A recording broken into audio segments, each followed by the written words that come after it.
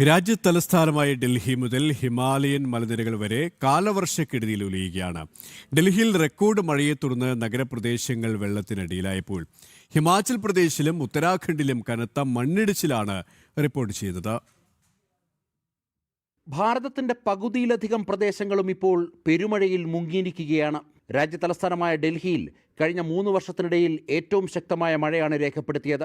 കനത്ത മഴ അന്തരീക്ഷത്തിലെ മലിനീകരണം പൂർണ്ണമായും തുടച്ചു നീക്കി വായു ഗുണനിലവാരം മെച്ചപ്പെടുത്തിയെങ്കിലും നഗരത്തിലെ 60-ലധികം പ്രധാന കേന്ദ്രങ്ങൾ വെള്ളത്തിനടിയിലായി. ഇതുമൂലം ഡൽഹിയുടെ വിവിധ ഭാഗങ്ങളിൽ വലിയ ഗതാഗത കുരുക്കാണ് അനുഭവപ്പെടുന്നത്. മലയോര സംസ്ഥാനങ്ങളായ ഹിമാചൽ പ്രദേശിലും ഉത്തരാഖണ്ഡിലും സ്ഥിതി ഭീകരമാണ്. കനത്ത മഴയെ തുടർന്നുണ്ടായ മണ്ണിടിച്ചിലിൽ ഹിമാചലിൽ മാത്രം 75ഓളം പ്രധാന റോഡുകളാണ് അടച്ചുപൂട്ടിയത്. വൈദ്യുതി വിതരണ സംവിധാനങ്ങളും കുടിവെള്ള പദ്ധതികളും തകർന്നു. ഷിംല, സിർമൂർ, സോലൻ തുടങ്ങിയ വിനോദസഞ്ചാര മേഖലകളിൽ വരും ദിവസങ്ങളിലും അതിശക്തമായ മഴ തുടരുമെന്നാണ് ഇന്ത്യൻ കാലാവസ്ഥാ വകുപ്പിന്റെ മുന്നറിയിപ്പ്. ഉത്തർപ്രദേശിലും പ്രളയഭീതി ശക്തമാണ്. പ്രയാഗ്രാജിൽ ഗംഗ, യമുന നദികളിലെ ജലനിരപ്പ് അപകടരേഖയ്ക്ക് തൊട്ടരികിലേക്ക് ഉയർന്നു കഴിഞ്ഞു. തീരപ്രദേശങ്ങളിലെ പല ഗ്രാമങ്ങളും വെള്ളപ്പൊക്ക ഭീഷണിയിലാണ്. ഏത് അടിയന്തര സാഹചര്യവും നേരിടാൻ ദേശീയ ദുരന്ത നിവാരണ സേന യുപിയിൽ ക്യാമ്പ് ചെയ്യുന്നുണ്ട്.